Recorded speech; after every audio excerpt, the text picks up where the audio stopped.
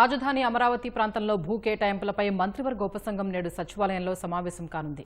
ఈ భేటీలో మంత్రులు నారాయణ, పయ్యావుల కేశవ్, కందుల దుర్గేష్ తదితరులు పాల్గొనున్నారు. రాజధాని ప్రాంతంలో వివిధ సంస్థలకు భూముల కేటాయింపుపై జీవోఎం నిర్ణయం తీసుకోనుంది. మంత్రివర్గ ఉపసంఘం తీసుకునే నిర్ణయాలను ప్రభుత్వం కేబినెట్ ముందు ఉంచనుంది.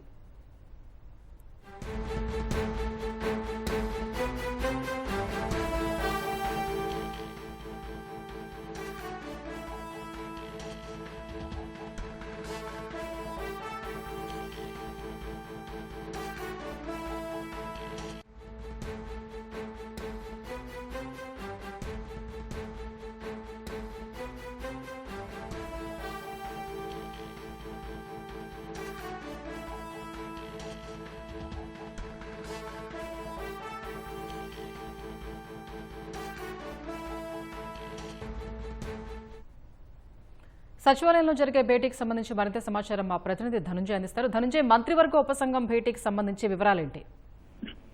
మంత్రివర్గ అంటే సిఆర్డీఏ రాజ్యాంగంలో వివిధ సంస్థలకి భూ కేటాయింపులకు సంబంధించి మంత్రివర్గ ఉపసంఘం నిర్ణయం తీసుకున్నది. దాదాపుగా 100 ఎకరాల మేర రాజధాని ప్రాంతంలో భూ కేటాయింపులు చేశారు. గతంలో కూడా 14 సంస్థలకి ఈ మంత్రివర్గ ఉపసంఘం భూ కేటాయింపులు చేసింది. వారంతా కూడా గతంలో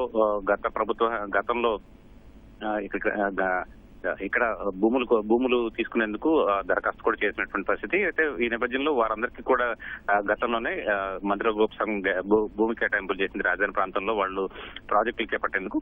అలాగే దీంట్లో ఆర్బీఐ సహా వివిధ కేంద్ర ప్రభుత్వ రంగ సంస్థలు, కొన్ని ప్రైవేట్ సంస్థలు కూడా ఉన్నాయి. ఈ దరఖాస్తు చేసిన వాటిలో వాళ్ళందరికీ కూడా రాష్ట్ర ప్రభుత్వం సిఆర్డీ అథారిటీ అలాగే మంత్రివర్గ ఉపసంఘం కూడా ఈ భూములు కేటాయిస్తూ నిర్ణయం తీసుకుంది. ఇప్పుడు కూడా దాదాపుగా 100 ఎకరాల మేర భూ కేటాయింపులు చేయాలని చెప్పి ప్రభుత్వం భావిస్తుంది. దీంట్లో ప్రైవేట్ యూనివర్సిటీలు, ఎస్ఆర్ఎం, అలాగే కొన్ని ప్రైవేట్ సంస్థలు సహా కొన్ని ప్రభుత్వ రంగ సంస్థలు కూడా ఉన్నాయి. వీటందరికీ కూడా భూ కేటాయింపులు చేసేందుకు దరఖాస్తులు కూడా చేస్తారు. ఈ నేపథ్యంలోనే మంత్రివర్గ ఉపసంఘంలో దీని మీద ఎంత మేర చేయాలి, దాని మీద సమీక్షించి తదుపరి నిర్ణయం మంత్రివర్గ ఉపసంఘం తీసుకోబోతుంది.